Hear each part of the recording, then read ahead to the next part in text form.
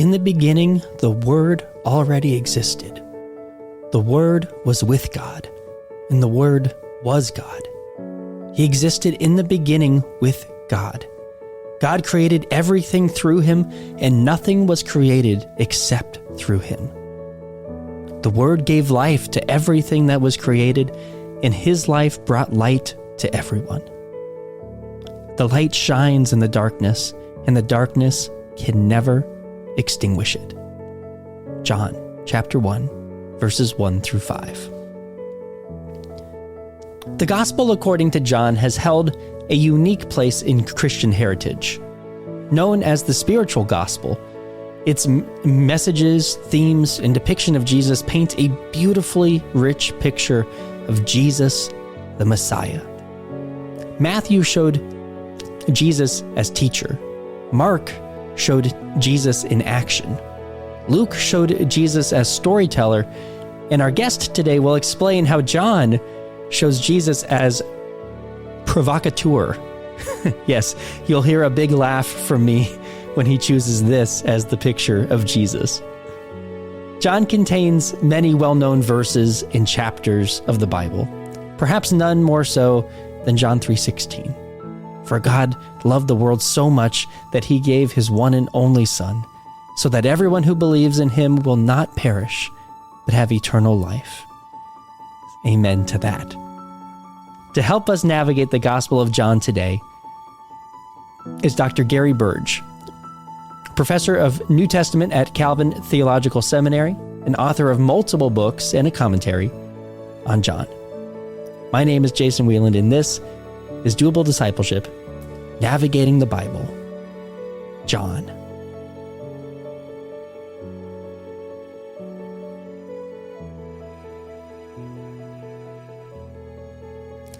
All right, Gary Burge is here to be our guide today through the Gospel of John. Thank you for being here, Gary. I appreciate it. You're welcome, Jason. I'm looking forward to talking to you. I did not tell you this beforehand, but John is perhaps my favorite book in all of the Bible. You and about 1 billion people. I know it's not a special unique thing, but it has my favorite chapter in all the Bible in it. So I spent a lot of time in it. We really don't want to offend Matthew, Mark, and Luke. They're all wonderful people, I'm sure. I'm sure, and yet John just has a little something in that we're excited to talk about it today. It does, yeah. In fact, here, let me just sort of add this since we're in the moment. Yeah. Literally, Jason, throughout the history of the church, John's gospel has always been the gospel that has been treasured. Its nickname is the spiritual gospel. Yeah. When manuscript writers decorated their manuscripts, they illustrated John with an eagle because it was so majestic and high and deep and everything. Anyway, but even at the major theological councils of the church in the first, say, 500 years, it was John that was right there at the center of the discussion. So, John's gospel has fascinated people for 2,000 years, and it doesn't matter if you're a new believer. It has probably led more people to Christ than any other writing. In fact, all over the world, whenever there's maybe a sort of an evangelistic crusade or something, they'll print the Gospel of John in a little brochure booklet. Yeah. Oh, I love and they'll hand them out, by the thousands. And so, so scholars, new Christians, John is just amazing. Anyway, I interrupted. Go for it. No, you're good. A long time ago, we did an episode of this podcast where we drafted books of the Bible, to try to build like your 6 that you would get. And John was one of my first picks. So, I mean, it's pretty understandable why. Okay. So we're going to get in deep into this gospel today, and I'm excited for that. Let's start though with how we always start, by talking about the author. Who wrote this book? Who is John? Or how do you want to approach the question of who wrote this book? And about when do we date this gospel, and how does knowing these things affect how we read the book? Yeah, those are all great questions. And of course, those of us who are New Testament scholars, we make our careers out of trying to answer them. Yeah. So With Matthew, Mark, and Luke, it's much more ambiguous. But when it comes to John's gospel, the text of John actually gives us hints that there is an actual author sitting here. So he actually is appearing inside of the text. So we have this kind of shadowy figure called the beloved disciple inside of the Gospel of John. And he starts appearing from after chapter 11 and forward. So people look at this and they think, oh my goodness, well, there's a character inside of John who's called the beloved disciple. And then when you go to the very last chapter, chapter 21, around verses 22 to 24, then we are told that he is the source of the eyewitness testimony about Jesus inside of this gospel. So that has led us to this extravagant adventure trying to figure out, okay, so who is the beloved disciple? And the traditional answer throughout the history of the church has always been John the Apostle, the son of Zebedee. But that has not always been the case. People have suggested others, like Lazarus. It says in the gospel, this is somebody that Jesus loved. Well, there it is, beloved disciple. Yeah. There have been a number of nominations. Thomas has been one. Anyway, on it goes. But I'm actually more traditional with this, and I really think that it was John, the beloved disciple, coming from the very center of Jesus' own ministry and leadership. Okay. But here's the interesting, intriguing piece to it, because somebody then comes to me and says, oh, wait, you mean he wrote a gospel and he called himself the one that Jesus really loved? Yeah. That seems kind of weird. And you think, well, no, wait, it didn't actually go down that way. Because I think what we have here is that this is an eyewitness testimony. This is a story these are many stories out of the physical ministry of Jesus. And John is the source of these stories. And John actually has given all of these wonderful stories to his community, wherever that may be. Sometimes people say Ephesus, people will say Syria. Anyway, but given these to his community, and we think, if you look at the end of chapter 20, we think he has died. And then if you look at chapter 21, the next chapter, I think some of his disciples then put the finishing touches on this gospel because they identify themselves. So it says in verse 24 of the last chapter, it says, this is the disciple who was bearing witness to these things, and we know that his testimony is true. And right away you ask, wait a minute, who is we? Yeah, who says change? Yes, that's right. And so the running hypothesis now, and I think it's a good one, is that the body of the gospel, all of this material that's witnessing to Jesus' life, comes from John the Apostle. But when he dies, and Jesus talks about his near death in chapter 20, his disciples love him so dearly. This is their pastor. Yeah. This is their mentor, their teacher. So they go back and they actually, I think, probably put the finishing editorial touches on the gospel. And then when it came to his role inside of this thing, they're the ones who said, this is the beloved disciple. Yeah.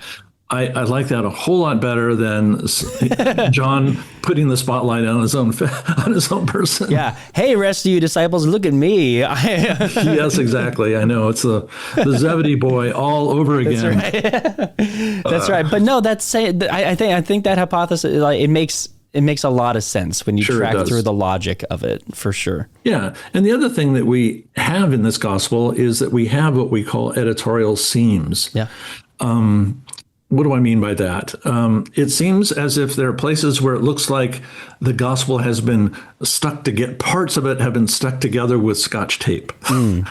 So let me just give you an example. Sure. This gospel begins with a beautiful Greek hymn to the Logos, or the Word. In the beginning was the Word, and the Word was with God. That's the first 18 verses. Then it starts in verse 19 with John the Baptist, where all of the other gospels begin. Okay, so where did that introductory hymn come from? It's from John, and it's from his church, but his disciples may have said, yeah, this is lovely. We love this. And therefore they put that poem, hymn right at the front end. The other thing, at the other far end of the gospel really ends very nicely at chapter 20. At the end of chapter 20, it talks about, if all of the things Jesus did were written up, there would not be enough books and all that. But this has been written so that you might believe. Okay, nice closure. And so at the end of 20, you think, okay, this sounds great. Then you're in 21 all of a sudden. And you're like, well, wait a minute. I thought we were done here. So we have these extra sort of resurrection stories. And I imagine the disciples of John said, well, I don't want to lose these stories, because if we don't put them in the text, they'll get lost or not repeated or something like that. So anyway, I could go through the gospel and point out about 5, 6, or 7 of these. Seams, yeah. Yeah, we call them seams, or the Greek word is an aporia. So whenever a piece of literature turns course, that's an aporia. And so this gospel is just full of those. Anyway, so it's kind of like a collection of John's best moments with Jesus. So where would we date this gospel in relation with the other 3? Yeah, so dating, you and I are accustomed to holding a book, turning it to the page behind the title page, finding the copyright. It has a publication date, yeah. Yeah, it's got a publication date. Yeah, right. So when you and I ask the question, well, when was this published? It's a more complicated thing than that. I can't. It would be naive for me to say to you, "Oh, it was published in '85." Yeah. No, you just can't do that. Anyway, so my own feeling is its final release date. Let's just say when it starts circulating publicly. Sure. Is probably somewhere in the 80s, 90s, 95. 150 years ago, critical scholars would say it comes out of 100, 120, 150, but really most Johannine scholars never say that any longer. So, but that's not the most important question. The most important question is the stories and the traditions that have all been assembled here so beautifully for us. What is their origin? Yeah. So how early does the material in John go? Where does it come from? And in this case, most of us are thinking AD 50, 60, 70, pre-war, before the the war of AD 70. Sure. So we think it is filled now with early material from Jesus. There are too many things inside of the gospel that kind of hint at very old material, very detailed historical things, like when Peter is outside the high priest's house, what kind of fire was he warming himself with? Where you get lots of little details. The fire is described in a very specific way. Knowledge, for instance, of the geography of the country and the knowledge of Jewish law and debate before the destruction of Jerusalem. Anyway, so my answer to your question, quite simply, is I think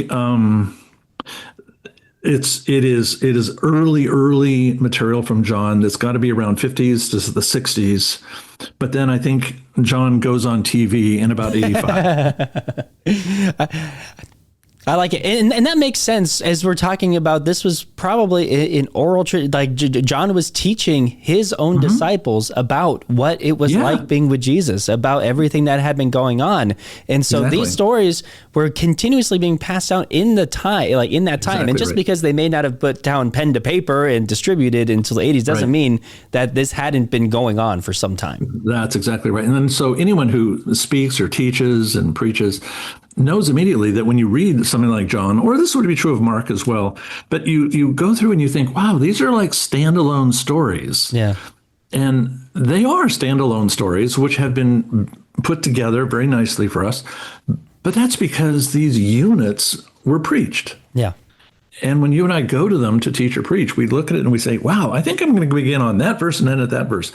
And it's a natural section of the gospel, and that's exactly what leaders have been doing for 2,000 years. So how would you describe John in one sentence? I think I think that probably the verse that I would use is chapter 1, verse 5. The light shines in the darkness, and the darkness has not overcome it. Now, why do I pick that?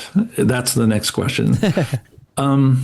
It's because I think what John is trying to say is that the phenomenon of Jesus Christ in the world is actually the interruption of the darkness of human history by the light of God.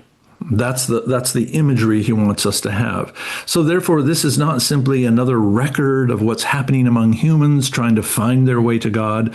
This is not just a sort of an easy unfolding story. This is an intervention. This is a catastrophic moment in history. So therefore, the light has come into the darkness. Now, immediately what happens is when light enters the darkness, it dispels the darkness and pushes it to the corners. That's what any light does in darkness. Yeah. But the darkness will never like that. And so therefore, it doesn't take long for the darkness to lay siege on those who are attaching themselves to the light. So you have inside of John's gospel this kind of tension that sets up. That is, the light has come into the world, and all of these characters in John's gospel have got to decide, are they going to embrace the light or are they going to flee to the darkness? And in John's gospel, he gives away that there are indicators that tell me who belongs to the light, who is a disciple, and there are indicators that tell me who belongs to the darkness. Yeah. And when you begin to spot those things, I think then John wants me to read this story and say, oh my goodness, does my life exhibit the hallmarks of discipleship? And that's a great theme to keep in mind as we think through the rest of the book and through this conversation today. I love that. So let's talk about then the trajectory of this book. Where is John taking us from chapter 1 through chapter 21? What's going on through here? Well, with all due respect to Matthew, Mark, and Luke, just kidding here, but halfway true. John, I think, is the most literary of the four Gospels. Yeah. John is very, very carefully designed. And I find that most people in the church are not aware of thinking about John as literature. When John put this together, he didn't just put story after story after story. No, he wanted to craft something that was beautiful, and he wanted to imagine something that would really pull us in. So John's gospel divides in two very easy parts. 1 through 12, we call the book of signs, because throughout Jesus is giving signs in the world that you need to interpret. He never calls the powerful acts of Jesus miracles. He doesn't do that. The Greek word is dunamis. He calls them signs, and I can explain that later. Yeah. Then in 13, immediately you're in the upper room. And you think, what, really? So 13 to 21 is really the last week of Jesus' life. Yeah. So 1 through 12, I think of as the public revelation of Jesus. And then 13 through 21, roll 13 until he's in 19 when he goes to the cross, there's a private revelation of who Jesus is as a Passover sacrifice. Yeah. So you end up with the upper room, the betrayal, the arrest, the cross, the resurrection. So the gospel itself is broken into these two parts. And whenever you're reading John, you need to know where you are inside of it. Okay.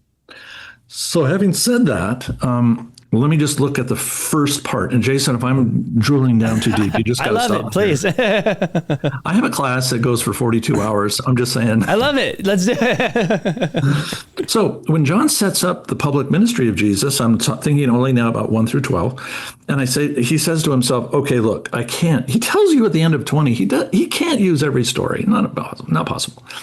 So he asks himself, what kind of a stage setting, what kind of a platform can I show Jesus in where he really did reveal himself really remarkably? Let me just give you some examples. Sure. So there's a wedding in Cana, chapter 2. So Jesus appears at the wedding and he changes water into wine. We all know this. And then that's the end of the story. Now, John calls this a sign, but what he's suggesting by that is, please do not see this just as a happy wedding with a lot to drink, but instead it's got a symbol that's running beneath the surface. That's what he loves. He loves to push you beneath the surface. And suddenly we begin to know, if we're Jewish, that when Messiah arrives, it's going to be at a huge party. The best party of the year is a wedding party. And then the prophets all said that when the Messiah comes, there will be wine flowing every place like rainfall. So it is all, Jesus actually offloads gallons of wine to a wedding that is already well filled with wine, if you get my meaning. Yeah. All right, so I have that going on here, and I think, oh my goodness, the opening curtain for this drama is Messiah arriving in all of the Jewish symbols, but we're not done still. Then we ask, okay, so he turns water into wine. Where did that water come from? And if we don't know the codes inside of John, then you can't have fun sort of figuring out what he's doing. Because the water, he tells us, comes from stone vessels, stone jars. And those just are not storage jars. Those are water purification pots. And so the idea is that this is water which, according to Jewish theology, is water that has not been maneuvered or manipulated by human hands, and that has come by rainfall or by a spring directly from the hand of God. So this is water that is only used for purifying. So therefore, Jesus has filled these instruments, you might say, of purification with his own beverage, his own wine. And then we hear that actually, when his hour comes, we will understand fully what he is actually going to supply to everyone. And then we learn later in the gospel that when he goes to the cross and he is stabbed even on the cross, there's blood and water coming from his side, and we think, oh my goodness, what is that supposed to mean? He's in the upper room, and we know he serves wine to them all, and we think, what Jesus is offering at the wedding of Cana is not simply a public announcement of his own messianic arrival, but what he's offering right there is the promise of purity, of sacrificial atonement. And so therefore, purification jars, once holding the temporary opportunity for purity and clean, now are going to be filled with something miraculous and supernatural by Jesus. So anyway, so Jesus says, okay, John says, I'm going to do this with a wedding at Cana. The very next episode is the cleansing of the temple, another purification place. Yeah. But then Jesus says, tear it down and I'll raise it up. And he's talking about his own body. His body is the new temple. Back in the beginning, 1:14, the word became flesh and he dwelt among. We know that word right there, he dwelt among us, is language for the tabernacle or the temple.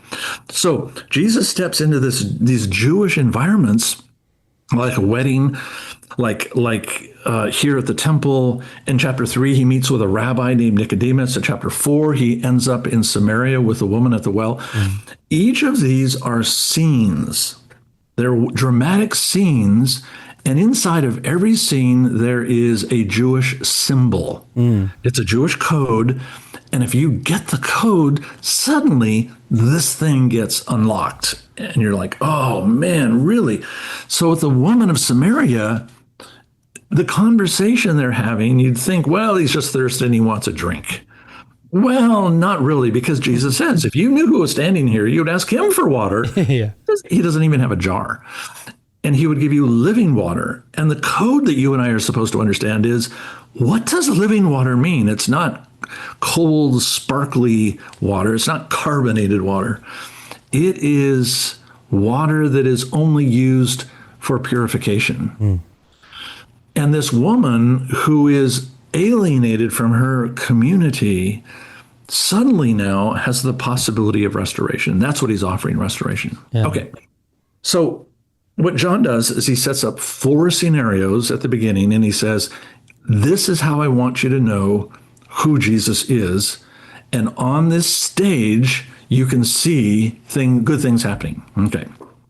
And then inside of this scenario, he says, this is what a disciple looks like. And I would challenge your listeners to look at each of those stories and ask themselves, are there features of people who are disciples of Jesus, who are moving in his direction? And there are 2 things where they stand out. The first is they have a personal encounter with him. Yeah.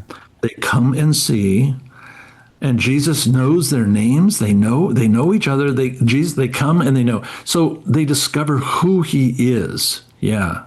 So they have an encounter and they know who he is. And they're able then to articulate even his titles. So if you look in chapter 1 and chapter 4, you can see that inside of the story, there's like 10 different titles for Jesus. Christ, Messiah, Son of God, Son of Man, Prophet. It's just endless. Yeah. Every title for Jesus in the entire New Testament appears in chapters 2 and 4. Wow. It's crazy.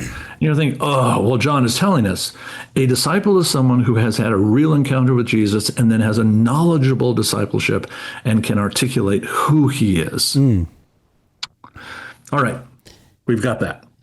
Then the second, what happens is, so John gives 4 platforms, and then John says, all right, now, you like that one? Watch this. Then he says, I'm going to give you 4 festivals, and these 4 festivals are going to be new platforms. So the curtain is going to open, and suddenly in chapter 5, I'm in Sabbath. Yeah. Chapter 6, I'm in Passover. Chapter 7, I'm at Tabernacles. And chapter 10, I'm at Hanukkah. That's not in the Bible, but we can explain it. Yeah. Okay.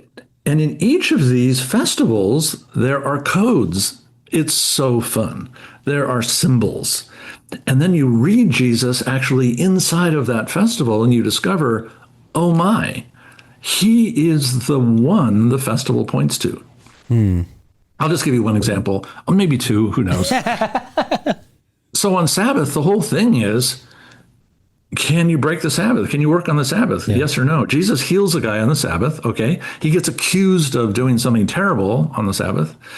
And then Jesus makes a very interesting argument that most Christians don't understand.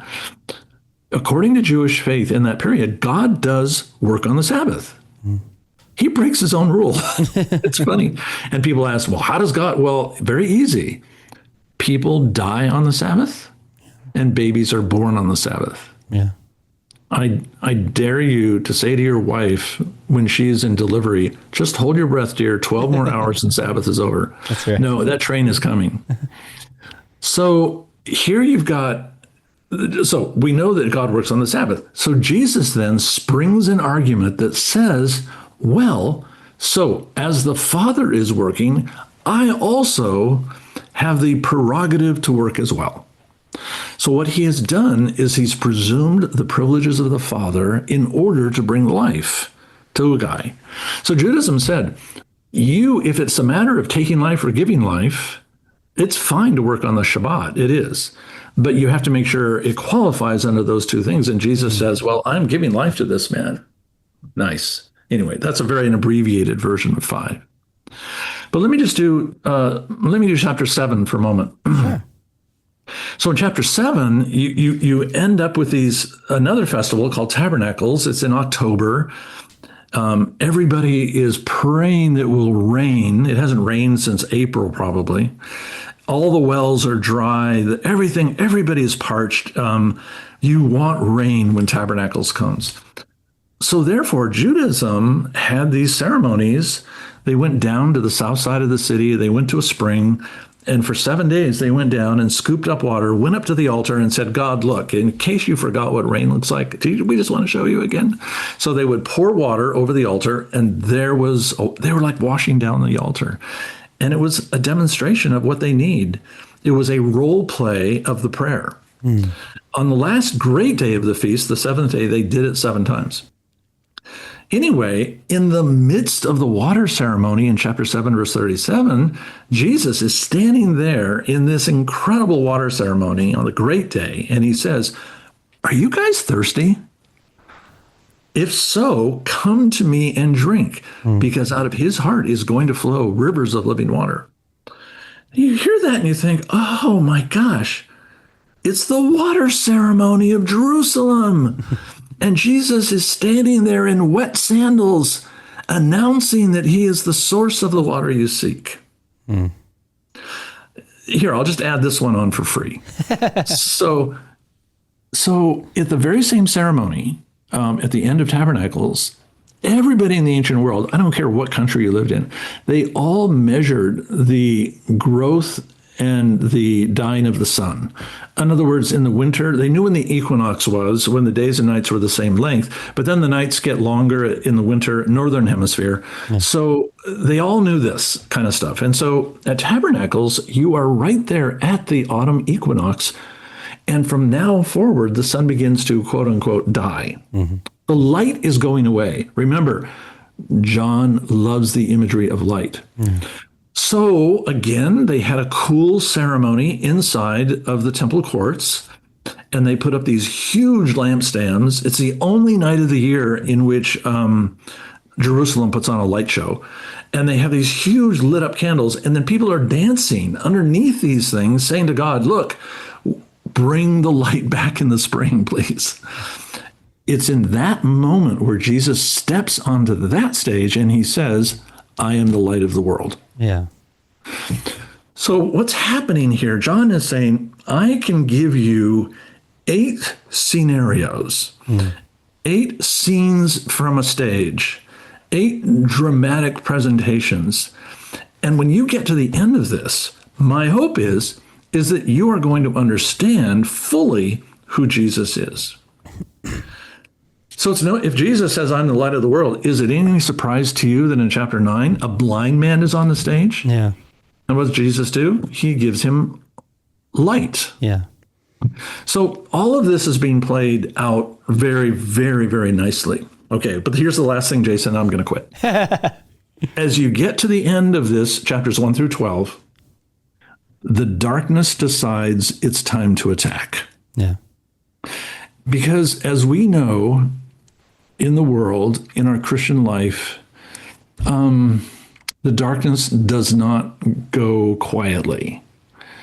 And therefore, it will fight for its own survival. And so therefore, what you see in John's gospel are the audiences beginning to divide. Yeah. So if you go to chapters 7, 8, 9, 10, the audiences are dividing, and you have to decide, are you going to believe in Jesus or are you going to kill him? So John is really wanting, he is aware that you are there as a reader.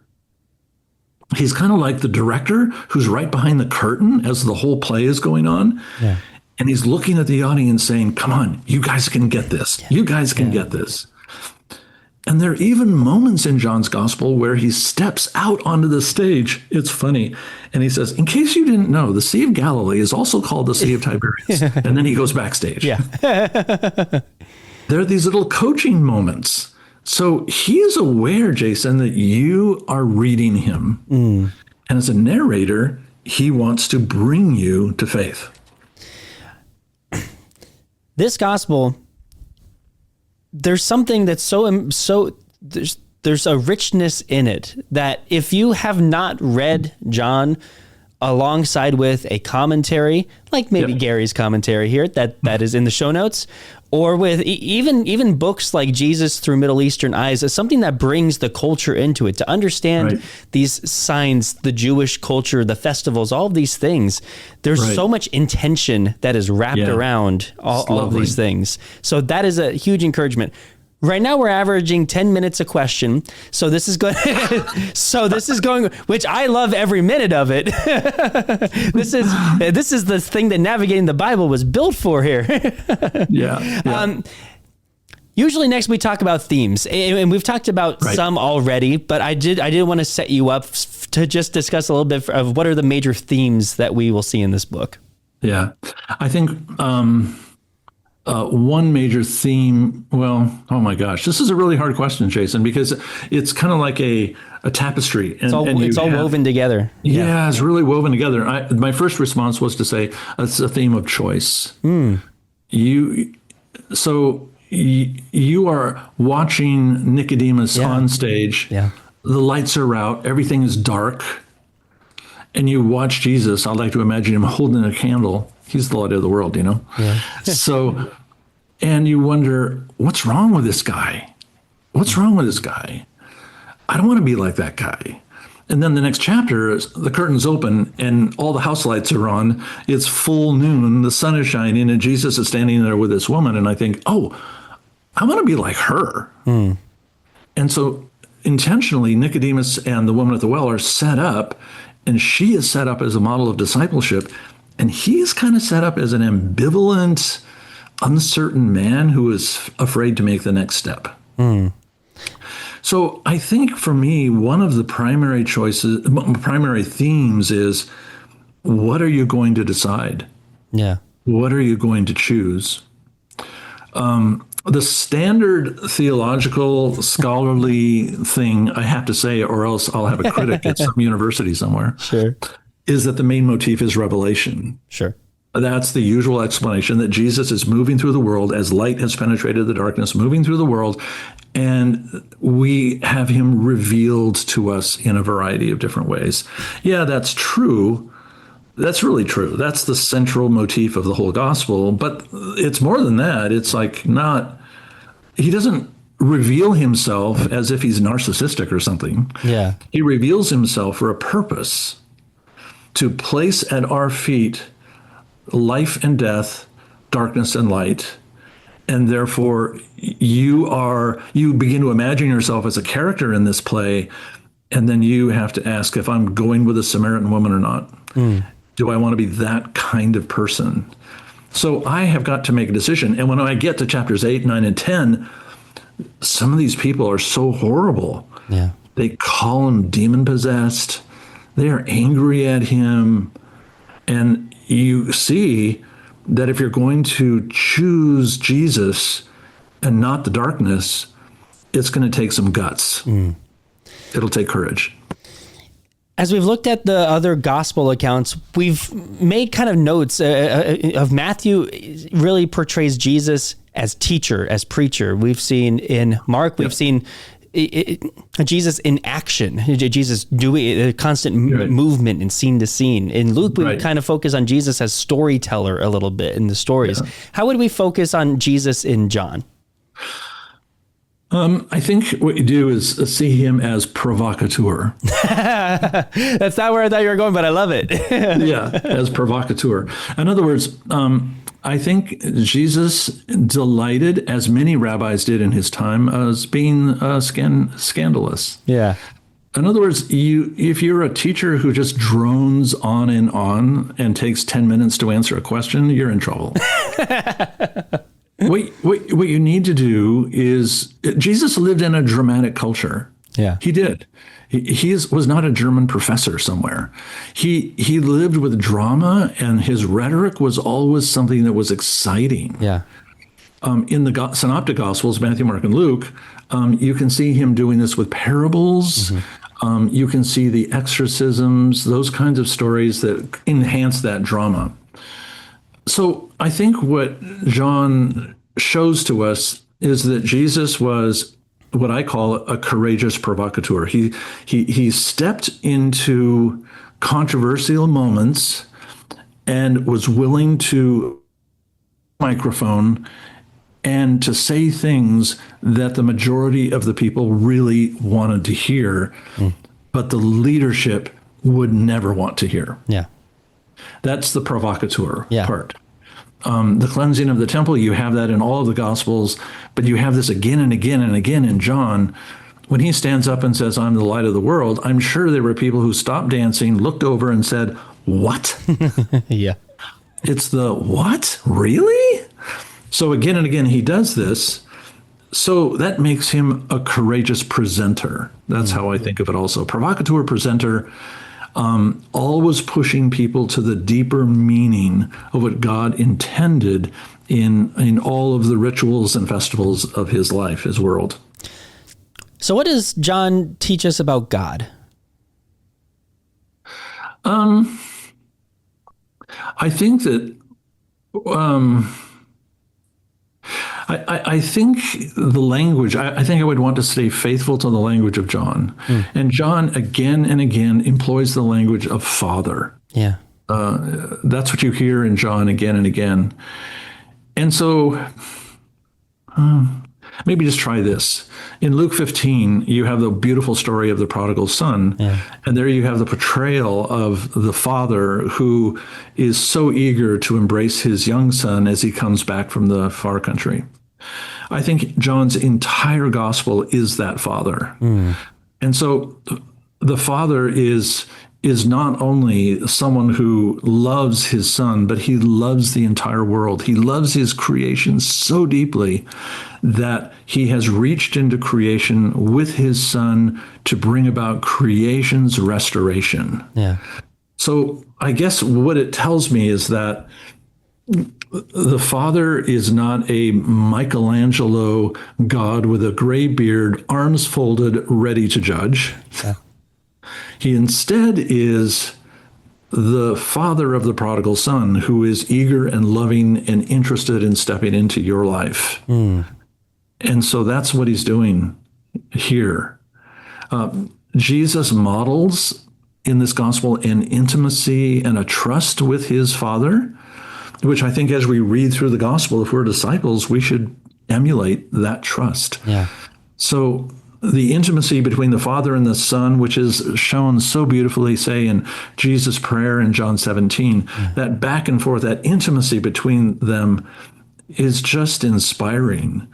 And disciples should be able to do the same. Are there certain passages or verses or sections that you would want to particularly highlight? So say a person has never read this book before, has never read John before, and if you are there certain areas that you would say make special note of these little sections here? Right. You know, gosh, that's kind of hard. It's like taking me to an art gallery and say, pick one. Exactly right. I'm like, well, okay. I think for someone who has limited background, I would choose chapter 4 and the woman of Samaria. I think you will get it if you don't know what Samaria is, if you don't know about wells, if you don't know about living water. There is a level at which you get what's going on. Yeah. And there are enough pieces in the story that you understand. Here's a woman who has by the way, this woman was not a serial divorcer of men. A woman in this culture could not divorce somebody. Yeah. They were divorced. She was the victim of divorce. So therefore, here's a woman who has experienced abuse at a well. She comes up to a well and she meets a man who treats her with respect and dignity. Yeah. And I look at that, and all those elements are right in the story. So I don't have to go into Judaism to figure any of that out. There's even some humor in it. She runs back to her village and she says, "Hey, everybody, I met a man." So here you have with this woman where Jesus says, "Can you identify me? Do you know who's talking to you right now?" And number 2, will you ask for water? And I don't need to have the codes in Judaism to get that, because that question is in front of me. Yeah. Will I ask Jesus for water? Yeah. For living water that will give me life, that will give me the forgiveness and righteousness that I yearn for. Anyway, I think 4 is really a keeper, and I would encourage anyone just to go directly to chapter 4 and just stay with that story, meditate on it. I would be kicking myself if I didn't have this time with you and not get to discuss a little bit of my favorite chapter, and hear you talk about it a little bit, which is John 15, which I think is a lot of people's probably favorite chapters too. We haven't mentioned it yet in this conversation, so I got to get it in there. What can you tell us a little bit about John 15? Oh, yeah. So John 15, everyone, is the vine and the branches. And here, this is a part of Jesus' farewell to his followers. So the farewell begins at the end of 13:31, and then it goes to the end of 17. Anyway, but in the middle of it all, he has this extended, it's a metaphor, symbolism, but he says, "I am the vine and you are the branches." Okay, let me step away from it for a minute and take a detour. Yeah. So as Isaiah and the prophets, or even as the whole Old Testament imagines Israel, Israel was this. Israel was deeply loved by God, and therefore they were brought out of Egypt with Moses as like vines and carried like vines through the wilderness, and then they were planted in the vineyard of God. This is Isaiah. And God protects that vineyard. He nurtures that vineyard. And Isaiah says, all that he wants is good grapes coming out of the vineyard. Not bad grapes, good grapes. Okay, got the imagery, all right? And that is a part of Isaiah's critique of Israel. Are you producing good grapes or not? So therefore, you have inside of Judaism this idea that my ambition in life is to be planted in the Holy Land, the soil of God, and my roots would go deep down into it. So that's Jewish identity. I will be planted in the vineyard of God. And today, that is expressed as modern state of Israel even. Yeah. Jesus steps into that story of Isaiah and he says, I have news. In the vineyard of God now, there is only one vine whose roots go to the nutrients given by God. There's only one vine. And the question for you is no longer, am I planted in the vineyard of the Holy Land? The question for you is, am I grafted into the vine of Jesus? I love that you use the word grafted, because I've used that word in sometimes when I've taught on this chapter 2, and I haven't seen it the whole time before. So I love that imagery. Yeah. So therefore, if somebody says, well, do I really, maybe Jesus is optional. Yeah. John 15 is saying, no, I'm sorry. You're wanting permanence and heritage and connection to the Father. That's what you're wanting. There's only one way to do it. If you sink your roots down out there all by yourself, not going to work. Not any longer. It's got to be through Jesus. This is Paul in Romans 4. It is through Jesus that you will then have the legacy of Abraham in your veins. Yeah. You will now be a child of Abraham. I'm so glad I got a little bit of time in there. I love it. Are there any parts to this book of John that are particularly confusing, troublesome, what I call sticky parts that a new reader might want to be aware of? Like, hey, you're going to read this and you might be confused by this. Yeah, right. There's two that come to mind quickly. Sure. The first is in Matthew, Mark, and Luke, you have the cleansing of the temple at the end of Jesus' public ministry, and that's what gets him arrested. Yeah. In the Gospel of John, you have this in chapter 2 at the very beginning of his public ministry, and it does not get him arrested. So therefore, you have these debates that go on. Which one's right? Is one right and one wrong? Did he cleanse the temple twice? Once at the beginning, once at the end, round and round that one goes. Yeah. I'm just saying it's out there. It's still out there. Any alert reader is going to pick up on that. I've got my own, way through the forest. Sure. But that's me. Yeah. Okay. The other one I think that's theologically complex, it is theologically probably the most complex section in the entire gospel. And most people don't preach on it. And that is the second half of chapter 12.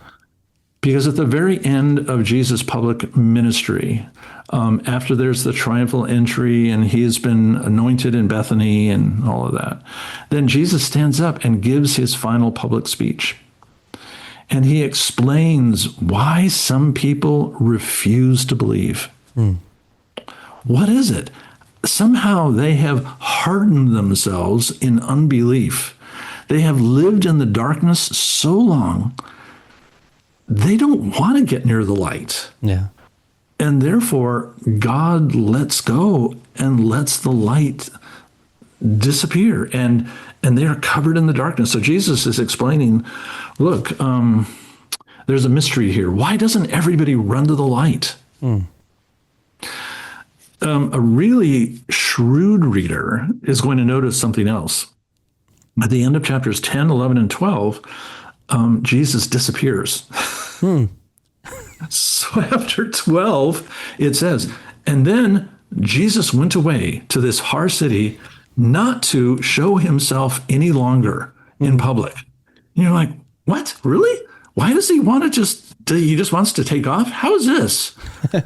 And in fact, it's kind of a symbolic thing, but the idea is that when God is finished in your life revealing everything he has for you, there comes a point where revelation ends and that the light leaves the scene. And therefore, while you have the light, run to it, embrace it, hold on to it, because this moment may slip from your fingers. As we wrap up our time together today here, Gary, what is one thing that you would want to leave people thinking about with this book? Yeah. I think that while I said at the beginning that John's gospel is a gospel that beginners can enjoy, new Christians can discover Jesus in, my own feeling is that John knows he's also writing for mature Christians. Yeah.